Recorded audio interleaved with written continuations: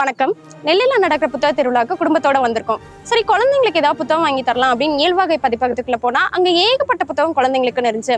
ஆனா அதுல ஒரே ஒரு புக் மட்டும் இது என்ன குழந்தைங்களுக்கு ஏற்ற புத்தகம் மாதிரி இல்லாம பெரியவங்களுக்கு உண்டான புக் மாதிரி இருக்கேன்னு எடுத்து பார்த்தா அந்த புத்தகத்தோட பேரே எனக்கு ரொம்ப ஷாக்கிங்கா இருந்துச்சு. அது என்ன புத்தகம்னு பாத்தீங்கன்னா பால் ஒரு உயிர்கொல்லி. இதை எழுதினவர் அன்பரசு சண்முகம் அப்படிங்கிறவரு. இதை பார்த்தோன்னே என்னது பால் ஒரு உயிர்கொல்லியா? பால் தானே நம்ம உன்னதமான உணவுன்னு நினைச்சிட்டு இருக்கோம். அதுவும் இந்த காலத்துல ஏகப்பட்ட தாய்மார்கள் எங்களுக்கு தாய்ப்பாலே இல்லை, அது பால் வரமாட்டேங்குது அப்படின்னு சொல்லிட்டு இருக்கப்பலாம் அதுக்கு ஒரு பெரிய ஆல்டர்னேட்டிவா பசும்பால் தான் இருக்கு. பசும்பால் இல்லைன்னா குழந்தைங்க வளரதே கஷ்டம் அப்படின்னு இருக்கிற இந்த காலத்துல பால் ஒரு உயிர்கொல்லி அப்படின்னு சொல்லியிருக்காரு.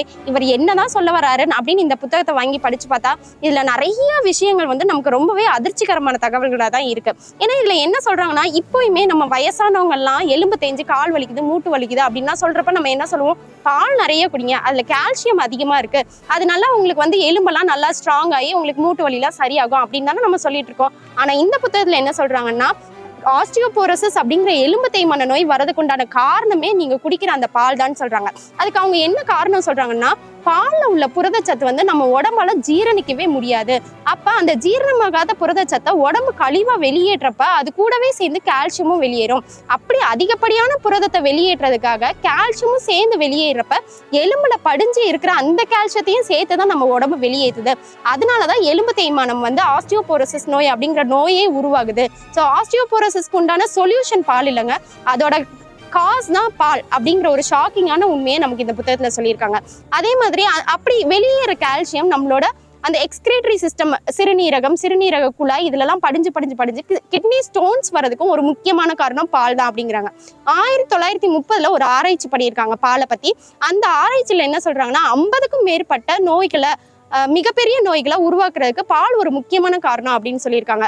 அந்த ஆராய்ச்சி குழு என்ன சொல்றாங்கன்னா, எப்படி நீங்க ஒரு சிகரெட் பெட்டியை விற்கிறப்ப அதுல smoking is injurious to health அப்படின்னு அச்சடிச்சு எச்சரிக்கை பண்ணி விற்பனை பண்றீங்களா, அதே மாதிரி நீங்க பசும்பாலை மனிதர்களுக்கு கொடுக்கறதா இருந்தா அதுல இது மனிதனுக்கு ஏற்ற உணவல்ல அப்படின்னு நீங்க அச்சடிச்சு மனிதர்களுக்கு எச்சரிக்கை பண்ணி தான் நீங்க இதை கொடுக்கணும் அப்படின்னே சொல்லியிருக்காங்க.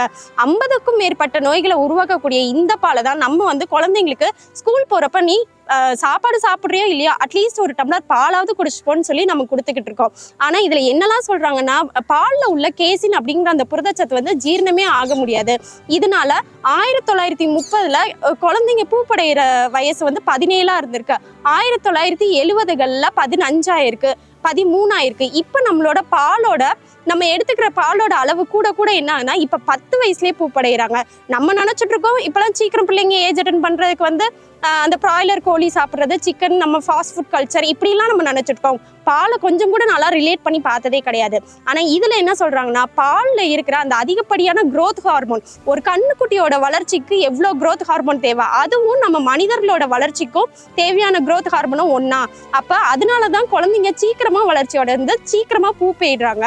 ஸோ சீக்கிரம் குழந்தைங்க ஏஜ் அட்டன் பண்றதுக்கு பால் ஒரு முக்கியமான காரணம் அப்படிங்கிறத சொல்றாங்க.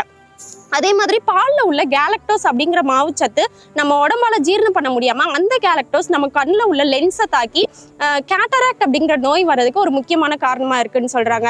அதே மாதிரி பால்ல உள்ள சத்துக்களை நம்ம உடம்பால அப்சர்வ் பண்ண முடியாததுனால மற்ற நியூட்ரியன்ஸும் அப்சர்வ் ஆகாம ரத்த சோகை வர்றதுக்கு பால் ஒரு முக்கியமான காரணமா இருக்குன்னு சொல்றாங்க. பால்ல உள்ள மற்ற சத்துகள் லிம்போமா போன்ற கேன்சர் வர்றதுக்கு ஒரு முக்கியமான காரணமாகவும் இருக்கு. இப்படி ஏகப்பட்ட நோய்கள் வர்றதுக்கு காரணமா இந்த பால் இருக்கு அப்படிங்கிற உண்மையை அப்படிங்கிற கருத்தை படிக்கிறப்ப எனக்கு ரொம்பவே ஷாக்கிங்காக தான் இருந்துச்சு. எப்பொருள் யார் வாய் கேட்கணும் அப்பொருள் மெய்ப்பொருள் காண்பதறிவு அப்படின்னு வள்ளுவர் சொல்லியிருக்காரு. இந்த புத்தகத்தை படிச்சப்ப எனக்கும் அதான் தோணுச்சு, நம்ம நல்லதுன்னு நினைச்ச ஒரு பொருளை சாப்பிட்டுட்டு இருக்கோம், ஆனா அதுக்கு இப்படி ஒரு கருத்து இருக்கு, இப்படி ஒரு ஆங்கிள் இருக்குன்னு படிக்கிறப்ப நம்ம இனிமேல் எதை சாப்பிட்டாலுமே அது சரியா தப்பா, அது நல்லதா கேட்டதான் அலசி ஆராய்ஞ்சுதான் நம்ம குழந்தைங்களுக்கு கொடுக்கணும் நான் நினைச்சிட்டு இருக்கேன். நீங்களும் இந்த மாதிரியான புத்தகங்களை வாங்கி படிங்க. நம்ம என்ன உணவு சாப்பிட்டாலும் அது குழந்தைங்களுக்கு ஏற்ற உணவா இல்லையான்னு அலசி ஆராய்ஞ்சு ஒரு முடிவுக்கு வாங்க. நன்றி, வணக்கம்.